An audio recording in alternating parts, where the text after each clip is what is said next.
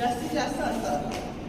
दोन्ही हात खांद्याच्या रेषेत सरळ. श्वास सोडा. डाव्या हाताने डाव्या पायाला घासा खाली. 1 सरळ, 2 उजवीकडे, 3 सरळ, 4 1 2 3 4 1 2 3 4 1 2 3 4 1 2 3 4. कोणासन. श्वास सोडत उजव्या हाताने डाव्या पायाचा वर